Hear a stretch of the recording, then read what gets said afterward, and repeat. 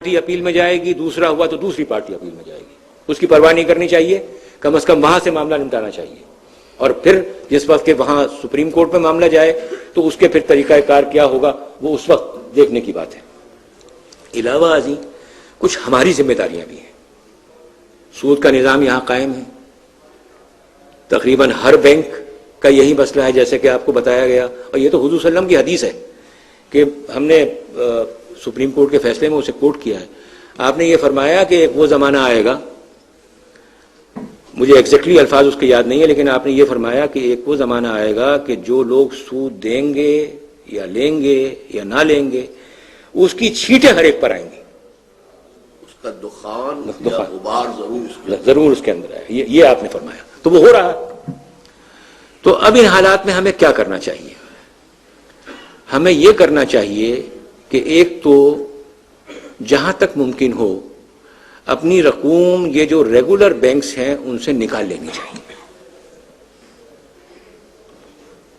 اور جو investment banks ہیں، کئی انویسٹمنٹ بینکس ہیں، جتنا بھی تھوڑا بہت سرمایہ ہے اس میں لے جا کر کے رکھنا چاہیے۔ نتیجے کے طور کے اوپر جب اکثر لوگ یہ کرنے لگ جائیں گے تو ان کو احساس ہوگا کہ جب تک ہم اسلامک بینکنگ پراپر طریقے سے انٹروڈیوس نہیں کریں گے اس وقت تک ایسے حالات بھی ہو سکتے ہیں کہ ہمارے بینک بیٹھ جائیں۔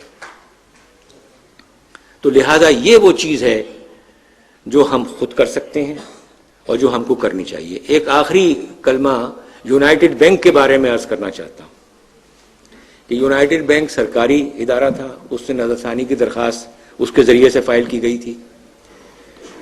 جو بینک سب سے پہلے بکا ہے اور جو پرائیویٹائز ہوا ہے وہ یونائٹڈ بینک ہی تھا۔ اس طریقے سے حشر ہوتا ہے۔ جی بہت مہربانی آپ کی۔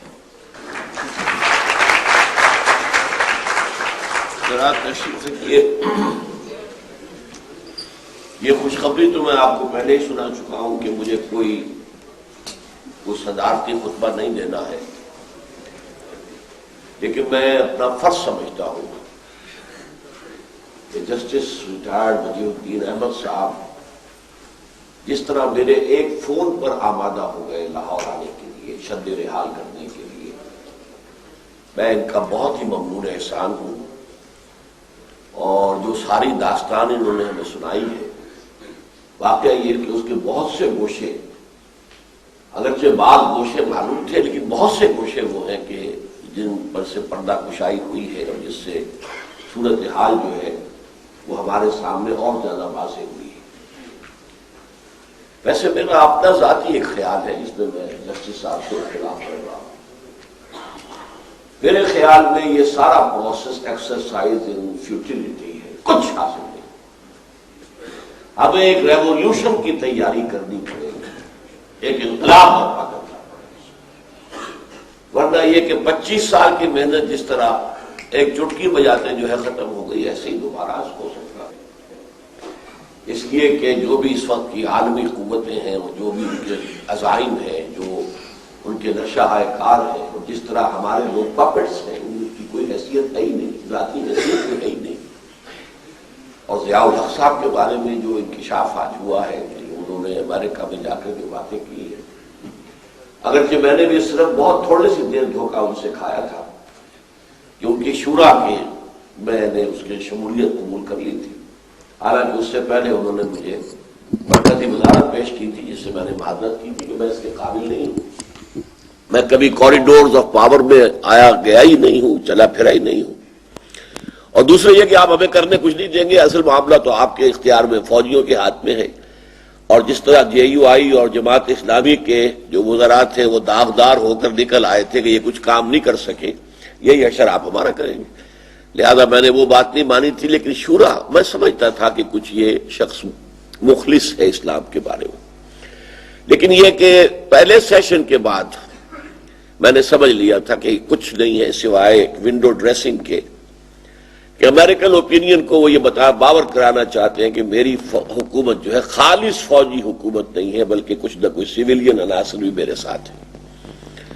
تو یہ معاملہ واقع تھا، لیکن جس قدر واضح بات آج سامنے آئی ہے وہ میرے علم میں نہیں تھی۔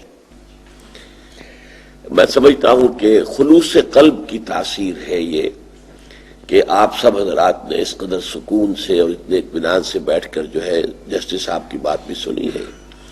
اللہ تعالیٰ ہمت دے اور بھی کوئی مہلت انہیں ملے اور کام کریں، ہمارے لیے بھی دعا کریں. لیکن یہ ہے کہ واقعتاً سوائے ریولوشن کے کوئی اور راستہ ہمارے لیے کھلا نہیں ہے. اور یہ تقریر میں کر چکا ہوں چند ماہ قبل کہ کیا پاکستان کے خاتمے کی الٹی گنتی شروع ہو گئی ہے. مجھے تو بحالات موجودہ اور جو کچھ زمین پر فیکٹس آن دی گراؤنڈز ہیں اس کے اعتبار سے بہت سخت پاکستان کے مستقبل سے مایوسی ہے. البتہ اللہ تعالیٰ کی طرف سے جیسے کہ جسٹس صاحب نے بھی مثالیں دی کہ اللہ جب کرتا ہے تو کیسے کرتا ہے.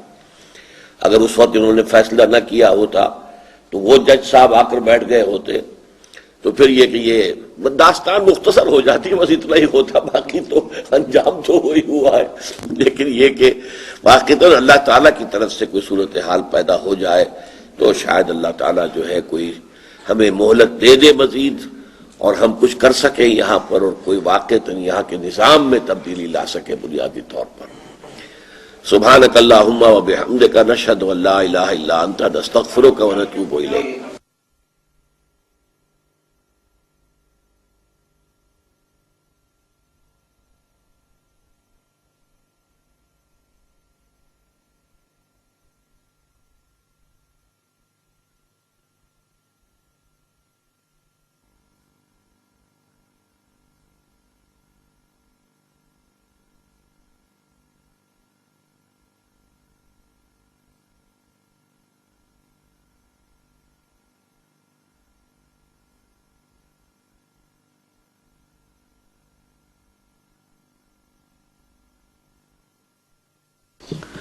باقاعدہ کارروائی سے پہلے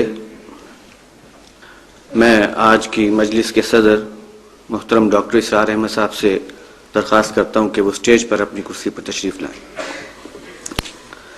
اس کے علاوہ آج کی تقریب کے مقررین میں سے جناب پروفیسر عبید اللہ صاحب سے بھی گزارش ہے کہ وہ اپنی مخصوص نشست پر تشریف لائیں. ہمارے دوسرے مقرر جناب عبد الودود خان صاحب سے بھی گزارش ہے کہ وہ بھی اسٹیج پر تشریف لے آئیں. آج کے پروگرام کی ترتیب کچھ اس طرح ہے کہ آغاز میں مجھے کچھ عرضداشت پیش کرنی ہے. اسلامی بینکاری کے لیے جو ممکنہ اساسات ہیں ان کی کچھ وضاحت میں آپ کے سامنے رکھوں گا. اس کے بعد ہمارے دوسرے مقرر پروفیسر عبید اللہ صاحب انشاءاللہ آپ کے سامنے لیکچر دیں گے.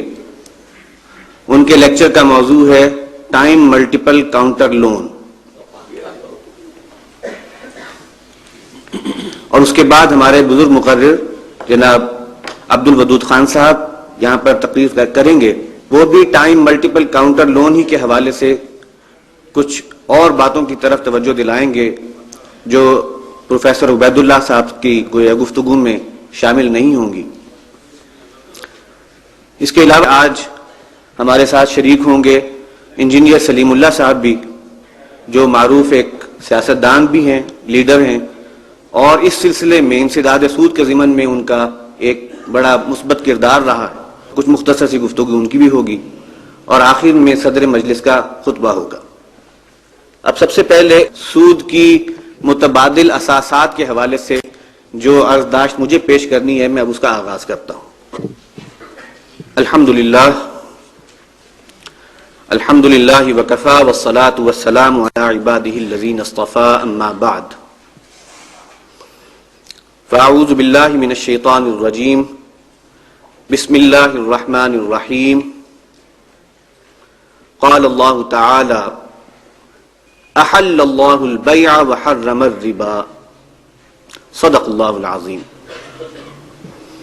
رب اشرح لی صدری ویسر لی امری واحلل عقدۃ من لسانی یفقہوا قولی. اللہم الہمنا رشدنا واعذنا من شرور انفسنا آمین یا رب العالمین.